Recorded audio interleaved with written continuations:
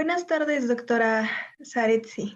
Hola, Eh, buenas tardes. Muchísimas gracias por brindarnos de su tiempo para hacerle esta entrevista. La finalidad que tenemos es saber un poco más sobre el campo de trabajo, las habilidades que necesita un psicólogo clínico. Ujú, Todo esto va a quedar grabado, es confidencial, solo se queda para enseñarle al maestro y que tenga evidencia. ujú. Solo se queda en la escuela. Igual, si alguna de las preguntas que nosotras le vamos a realizar no le parece adecuada, sin ningún problema puede omitirla. Sí, claro. Entonces, empezaré a hacerle las preguntas. Ok, Primero que nada, quisiera saber qué formación académica usted ha tenido. ok. Actualmente cuento con licenciatura en psicología, estoy ya titulada y soy maestrante en la maestría de recursos humanos. Esta actualmente no la tengo titulada, pero ya está concluida. Ok, aparte de su formación académica, ¿ha realizado otros estudios? Es correcto, tengo, bueno, voy a especificar los diplomados que tengo. Y bueno, tengo diplomado en ansiedad, depresión y suicidio, diplomado en terapia cognitivo-conductual para niños y adolescentes, diplomado en terapia cognitivo-conductual general, diplomado en perito en psicología jurídica y bueno, ahorita también cursos de primeros auxilios psicológicos y curso en estrategias de intervención clínica para la psicoterapia.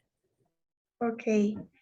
¿En qué áreas se puede desarrollar un psicólogo clínico aparte de la terapia conductual? Ok, esta también se puede, bueno, en este caso el psicólogo clínico puede trabajar también en instituciones del gobierno, práctica privada, hospitales, tanto públicos como privados, en el área también de investigación, en el área de docencia y también en peritajes. Ok. ¿En qué espacios o campos se desarrolla su práctica? Es decir, consultorios privados, institución pública, cátedra universitaria o trabajo comunitario. Ok, al inicio yo comencé con el trabajo comunitario y actualmente ya cuento con mi consultorio privado. Ok. Em, ¿Trabaja conjuntamente con otros especialistas? Actualmente estoy con colaboración, bueno, en este caso solamente con un médico psiquiatra, que es con quien derivo a los pacientes cuando en este caso o consultantes, con los que ya se deriva cuando ya se requiere esta atención. Ok.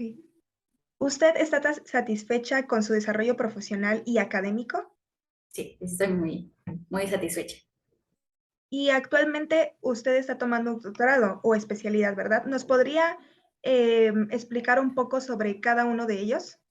Ok, bueno, en mi caso todavía no cuento con, como decíamos, con el doctorado, la especialidad como tal en cognitivo-conductual sí, pero ahorita actualmente tengo, bueno, estoy cursando, de hecho de inicio, un diplomado en diagnóstico y prevención en violencia de género y feminicidio.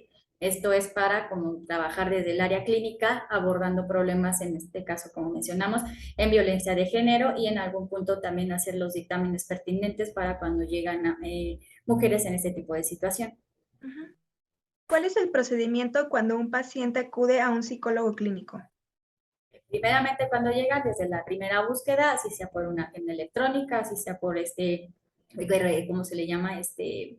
Recomendaciones o incluso porque pasaron, se hace primeramente lo que es el contacto, después se hace una primera entrevista inicial, segundamos con lo que ya es una impresión diagnóstica, para después empezar a hacer ya lo que es una evaluación con pruebas psicométricas para poder dar una mayor fiabilidad a lo que es pues primeramente la misma la impresión diagnóstica. Ujú. ¿En qué teoría está especializada usted y si nos podría contar un poco sobre ella?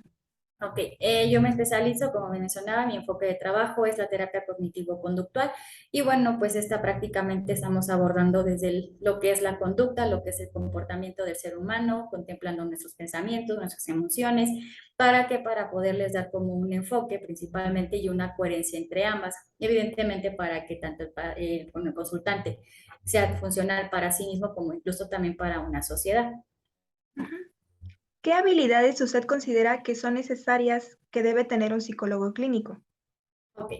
Se considera entre las habilidades, pues primeramente la empatía, ¿por qué? Porque muchas veces me queda claro que llegamos también como yo como consultante también, hemos llegado en una situación vulnerable, entonces, o incluso sentirnos muy vulnerables ante, repito, alguna situación. Entonces, la empatía es una de las características que sí se pueden requerir como una habilidad para poder establecer, obviamente, incluso hasta un rapport. Después de ahí también puede tener que ver con la misma habilidad, tanto social, Estamos hablando también de una ética, en este caso también desde nuestro código ético, pero sí necesitamos tal cual como seamos una ética y sobre todo también una dirección basándonos en el enfoque en el que cada psicólogo o psicóloga quiera determinarse. Otras habilidades, pues me queda claro que también tiene que ver con una formación constante, porque pues esta área, esta carrera, bueno, como muchas, pero estas específicamente son pues constantes y siempre se recomienda que haya una formación, una actualización mínimo una vez al año si es que está también en nuestras posibilidades y recursos. Entonces, pues esto considero principalmente que sería la empatía, lo que es también la actualización, repito, constante, la habilidad, por supuesto, social que podemos tener con el consultante y pues creo que hasta ahí puedo decir que estas son las principales. Ok. ¿Nos podría explicar un poco sobre los conocimientos que usted aplica como psicóloga clínica? Ok. Como mencionas, intervención de evaluación psicológica, ¿verdad? Bueno, en este caso trabajamos lo que son los test psicométricos. En mi caso, que yo trabajo con ansiedad, depresión, yo que lo que trabajo es el test de el inventario de Beck de depresión, el inventario de ansiedad de Beck igual. También trabajo como complemento lo que es ICOD, que es el instrumento de codependencia. También trabajo lo que es el test de vulnerabilidad al estrés y también trabajo lo que es IDARE, que prácticamente también tiene que ver con lo que es la ansiedad, ¿sale? Esa es la parte de los instrumentos que yo al menos en mi caso trabajo. Cuando ya estamos hablando de una intervención en cuanto a intento y o pensamiento suicida, también aplico lo que es IMARIS, que es donde estamos la triada respecto a lo que es la ansiedad, la depresión y el intento suicida, para que también se pueda hacer complemento en caso de que obviamente llegara el consultante con esta problemática. Eh, Técnicas de intervención, bueno, estamos hablando de que depende obviamente de cada consultante, pero estamos hablando también de lo que puede ser la activación conductual, primeramente que es muy funcional para lo que es la depresión, lo que es la actividad de una terapia de aceptación de compromiso, que ese se trabaja más con lo que es de trastornos de ansiedad, que ese sería más que nada mi enfoque. Otras herramientas, bueno, ya estamos hablando de herramientas como autorregistros, que es la reestructuración cognitiva, además de ¿cómo se llama? O entre la regulación del estado del ánimo, son varias como herramientas, pero esas como tal no son un enfoque. ¿Okay? Entonces, en mi caso son las que yo trabajo activación conductual y terapia de activación, de aceptación y compromiso, perdón. Ok. ¿Usted considera que la actitud del psicólogo clínico es importante para tener una buena comunicación con el paciente y por qué? Es muy indispensable, sí, ¿por qué? Porque estamos hablando justamente de que estamos buscando, primeramente, como se menciona, un rapport, pero no nada más es el rapport porque no es una consulta médica de un médico general o especialista, no estamos hablando de que hay un seguimiento. Entonces, si no establecemos una adherencia prácticamente adecuada justamente para el tratamiento, pues obviamente esta se pierde y muchos consultantes terminan incluso o por no regresar o no regresan incluso por el tema del, pues me sentía regañado, me sentí ofendido, no sé, enjuiciado, etcétera. Entonces sí es muy importante. Si quieren, bueno, no sé si les pueda servir de algo. En la biblioteca de la UNAM está justo mi tesina con la cual yo me titulo y justo mi tesina tiene que ver con la importancia de la entrevista inicial para el establecimiento de lo que es la adherencia terapéutica. Entonces, si les llega a servir, como obviamente como alguna referencia, ya que ahí estoy abordando lo que, bueno, en ese entonces lo que estoy abordando justamente es lo que son los tipos de entrevista, lo que es aparte de la comunicación, que es este modo entre dos consultante y terapeuta o psicólogo, pues tenemos que llevar a cabo, además de que, bueno, estamos hablando ya de lo que sí es la misma adherencia. Entonces, por si gustan, pues ahí está en la biblioteca y pues, bueno, digital, y ahí se la pueden encontrar. Sí, gracias. ¿Qué enfoque psicológico usted utiliza y por qué decidió usarlo? Ok. Y como mencionaba, pues, mi enfoque es la terapia cognitivo-conductual. ¿Por qué la elegí? Porque pues prácticamente estamos actualmente, y aparte de que se ha demostrado que es la única que tiene, bueno, obviamente entre varias, ¿no? Pero esta es de la que más validad y fiabilidad, perdón, y validez tiene. Esta es muy, digamos, efectiva para cualquier tipo de, bueno, no cualquiera, pero sí específicamente tipos de trastornos. Entonces, además de que es más breve, que no requiere tanto tiempo, Un ejemplo a mí, no sé, bueno, me queda claro que ustedes son de Iztacala, ¿verdad? Entonces creo que entienden lo que es la cognitivo-conductual, porque allá sí es completamente cognitivo-conductual, lo cual está padrísimo. Pero, por ejemplo, lo que es una, incluso otras universidades meten mucho lo que es el psicoanálisis. Entonces, al inicio, pues lo venden y está muy padre, pues uno no conoce, nos endiosamos, por así decirlo, con el wow, ¿a poco es esto, no? Y entonces, pues todos nos identificamos y ya entendimos el por qué tenemos lo que tenemos. Y obviamente no es así, porque para mi gusto creo que eso resta lo que es la individualidad de cada persona, porque lo que te significa a ti no quiere decir que le signifique al otro prácticamente. Además, repito que está centrada también en objetivos específicos. No estamos rascándole un ejemplo ahorita que veo mucho estos de que el niño interior y que el niño y ahora adolescente y que ahora el puberto y que luego ya se me van a ir al bebé de la infancia y no sé qué tanta cosa están sacando ahorita. Pues obviamente todo eso es marketing. Además de que pues para mi gusto no tiene tanta, o no tiene como tal una fiabilidad. Además también de pues es una sacadera de dinero, honestamente. Entonces, digo, ya aparte es un juego porque pues prácticamente es como darle un placebo a, pues, al consultante y creo que cuando hemos estado en una situación muy desagradable tal vez para nosotros, pues no se me hace ni ético tener que estar sacando como dinero nada más pues porque yo quiero tener consultantes, ¿verdad? Hay un proceso, sí, claro que cada consultante tiene un tiempo, no todos vamos a funcionar de la misma manera o al mismo tiempo, pero no nos podemos extender mucho tiempo, eso sí es cierto. Entonces, si me preguntas por qué es específica, por qué es más breve, por qué no estamos buscándole, como decíamos, 3 pies al gato, gato tiene 4 pies y eso es lo que se respeta y pues más que nada es por eso que me moví completamente a lo que es la cognitivo-conductual y no me arrepiento para nada. Ok. ¿Qué herramientas usted necesita como psicóloga clínica y cuáles son las más usadas? Ok, como mencionábamos, las herramientas necesarias, como decíamos, tiene que ver con una entrevista. En este caso, yo trabajo en una entrevista semiestructurada, ya que pues tenemos que tener datos específicos, pero también así la apertura de que el consultante pues nos explique básicamente cuál es su proceder y obviamente tenga más apertura. Como mencionábamos, otras herramientas, yo trabajo lo que es también el examen mental que me había ocurrido, bueno, que ese es como muy parte ya de la entrevista, del informe, pero también trabajamos, bueno, en mi caso, repito, tengo que trabajar sí o sí con las pruebas psicométricas, los test. ¿Por qué? Porque como decíamos, si bien es cierto que no son un diagnóstico, son indicadores. Entonces esto nos va a ayudar a que podamos identificar cómo nos sentimos en ese momento, en ese problema, para que incluso cuando ya se culmine el proceso terapéutico, se pueda hacer esta validación de cómo estábamos antes y cómo me encuentro ahorita. Básicamente son como ¿cómo se le llaman? Son como los estudios cuando vamos con algún médico especialista general. O sea, si nos mandan, tenemos una problemática, nos mandan a hacer estudios, este mismo nos hace la retroalimentación, esto es lo que salió, esto es lo que tienes, y pues algo así. Tenemos que no nada más es la impresión, ¿no? Ay, pues creo que tienes depresión. Ay, creo que tienes, no. O sea, necesito también un número que me lo pueda, digamos, como confirmar. En ese caso serían las mías. Ujú. ¿Qué aspectos éticos hay que considerar en la atención psicológica? Y esa está muy parte. Mm. Como tal, vamos a lo mismo. Lamentablemente se ha vendido la psicología como si fuera cualquier cosa. Eso lamentablemente, no estoy diciendo, ay, sí, yo me las doy como la mejor, no, obviamente no, pero pues he estado en información constante, sí me ha costado y obviamente siempre trato de buscar información que esté, incluso cursos y diplomados que estén apegados ante la ley, así sea CEP o Secretaría del Trabajo, ¿no? Incluso los cursos que mencioné anteriormente son de la UNAM.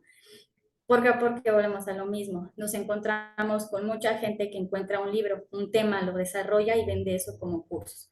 Entonces, hablando de la ética, justo es esto, que primeramente contemos con la formación reglamentaria legalmente en el estado en el que nos encontremos. Un ejemplo, en la Ciudad de México sí se nos pide sí o sí formación psicoterapéutica, así sea, lo ideal sea una maestría o sean diplomados, en este caso, y constante actualización respecto al mismo área a la que estamos enfocados, porque legalmente, repito, aquí en la Ciudad de México sí se necesita. Hay estados como Querétaro, creo, Monterrey me parece, no sé, hay algunos otros donde sí nada más es con la licenciatura, pero la licenciatura no nos da todo. Por ejemplo, Iztacala sí es más enfocada a cognitivo-conductual y aún así necesitan justamente el enfoque sobre la psicoterapia, si es que deciden dedicarse a la parte clínica.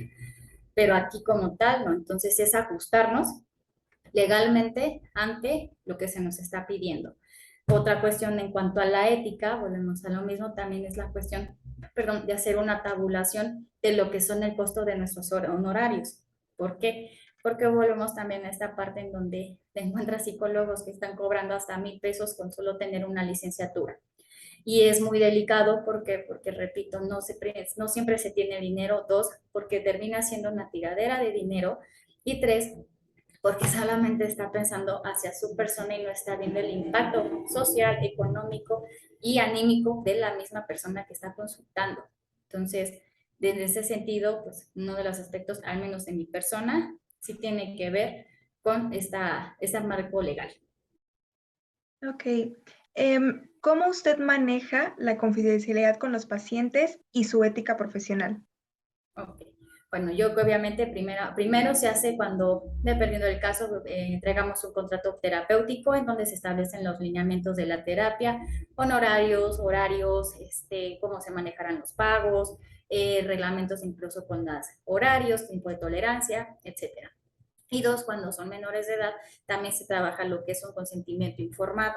¿Por qué? Porque necesito hacerle saber a mi consultante de qué se va a tratar, cómo se va a tratar y cuáles son los lineamientos tanto para protegerme yo legalmente como también ustedes como consultantes poder protegerse legalmente. Entonces, eso principalmente es la manera en la que yo trabajo la confidencialidad. Siempre, por ejemplo, Vania lo sabe, aquí en el consultorio tengo cámaras de vigilancia, no tienen audio, pero están solo por esto mismo, por la vigilancia, ya que pues sabemos, aparte yo estoy sola aquí, entonces pues cuestiones de seguridad también es como que muy padre, ¿no?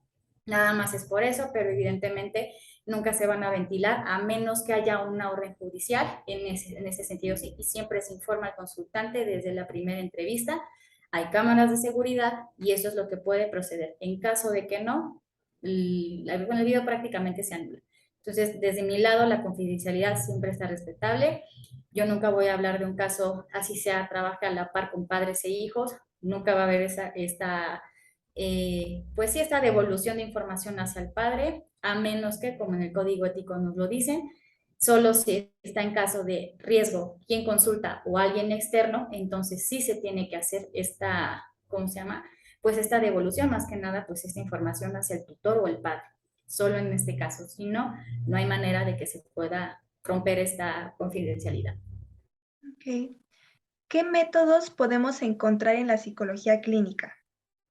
Ok, como métodos en la psicología clínica, pues lo entendemos así como el método pues, cuantitativo, el cualitativo, prácticamente, como decíamos, uno no puede ir sin el otro. Si yo me voy a un área cualitativa, pues sí, es mucha interpretación y no tengo dónde sustentarlo. Si me voy a la cuantitativa, no puedo hacer un registro solamente en lo que es un número. Un ejemplo, si aplicamos algún test de inteligencia, por ejemplo, Terman, pues no puedo decir nada más que la persona no tiene un IQ, digamos, lo aceptable, por así decirlo, solo porque sí, necesito hacer también la parte cuantitativa, perdón, cualitativa para hacer un contraste. Si no, uno no puede estar sin el otro. Al menos en mi caso son los que yo manejo en ese sentido, no puedo una sin la otra. Ok. Y por último, como persona y profesionista, ¿cómo considera que ayuda la psicología clínica en la sociedad? Ok. Sí, obviamente la psicología clínica, primeramente, vamos a verlo así, obviamente todas las ramas existen, experimental, social, etcétera, y jurídica también. Pero la clínica, ¿en qué ayuda para mi gusto en cómo estamos beneficiando? Una, pues evidentemente como somos seres individuales, por eso de ahí el individuo, somos individuales, tenemos una repercusión en nosotros mismos, pero en nosotros mismos también tenemos una repercusión hacia la sociedad, porque somos un individuo dentro de un grupo social, independientemente de cuál sea este. Entonces, si no hay un cuidado, en este caso una prevención ante lo que es la psicología clínica, o el estado clínico, entonces, pues evidentemente esto va a ser como que una bolita de nieve y vamos a estar como que así arrasando con todo lo que se encuentra. Más que nada, creo que esta parte de la psicología clínica ayuda bastante, repito, de manera individual a manera social. Voy a poner un ejemplo. Eh, una persona que tiene, pensemos, esto lo limita a la personalidad, no es una especialidad de la que yo trabaje, pero obviamente la sintomatología, los criterios que tiene este tipo de trastornos son muy complicados, son muy complejos. Entonces, si la persona no es consciente y no hay una orientación y un trabajo terapéutico adecuado ante ese trastorno, ¿qué va a pasar? La persona tanto se hace daño a sí mismo como incluso también hace daño a los demás. Entonces, como decíamos, ¿en qué ayuda la psicología clínica? Justo en esto, en hacer una evaluación, obviamente de ahí una prevención y sobre todo, si en el caso que se ha podido, pues una resolución del problema. Ok, sería todo. Ah, ok.